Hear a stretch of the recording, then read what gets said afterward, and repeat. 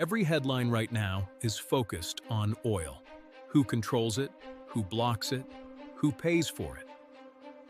But while everyone is watching oil, China just took control of something much bigger. Something you use every single day, without even realizing it. And unlike oil, this system doesn't just power your car, it powers your entire life. And if China decides to slow it down, or shut it off, the global economy doesn't just suffer, it stops.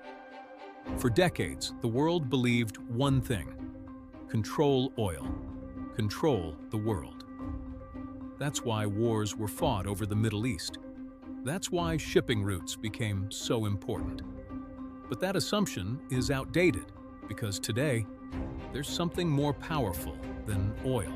Something every country depends on. Something you cannot replace. And China is quietly building control over it, piece by piece. It's not a weapon.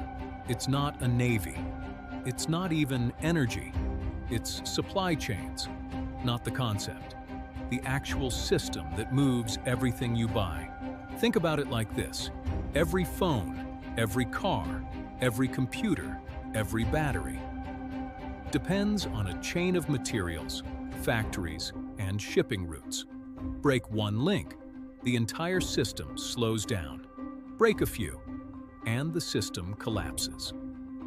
Now here's what most people don't understand. China isn't just part of that system. China is becoming the system. Right now, over 70% of rare earth processing happens in China. A massive share of battery production is controlled by Chinese companies. Critical manufacturing for electronics flows through Chinese factories. But here's the key detail almost nobody talks about. China doesn't need to block anything. It just needs to slow things down. Delay shipments, limit exports, adjust production. Small moves. But at global scale, those small moves create massive consequences.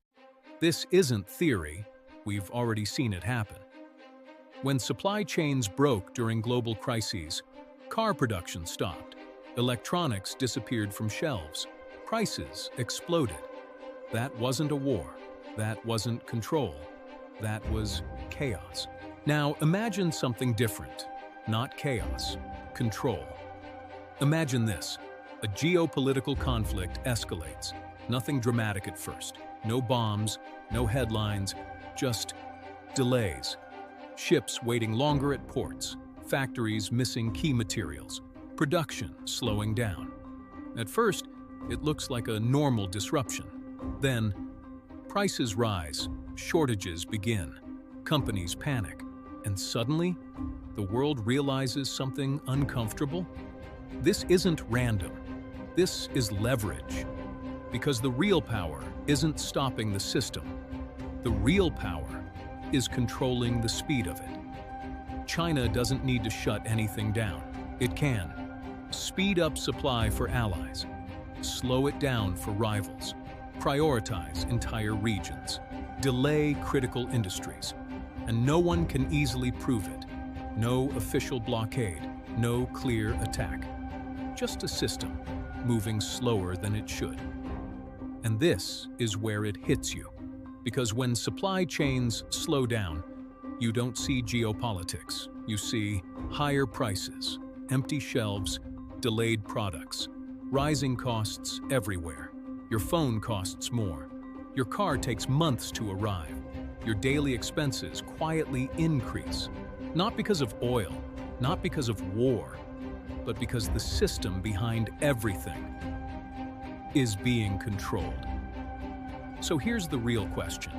The world spent decades fighting over oil. But while that was happening, China built influence over something even bigger. A system that doesn't explode, doesn't make headlines, but quietly determines how fast the world moves. And now that system can be adjusted. Not turned off, adjusted. So what do you think? Is this just global trade evolving? Or is it the beginning of a new kind of control that no one can fight directly? Right, trade, or control in the comments, because the answer to that question will define what happens next.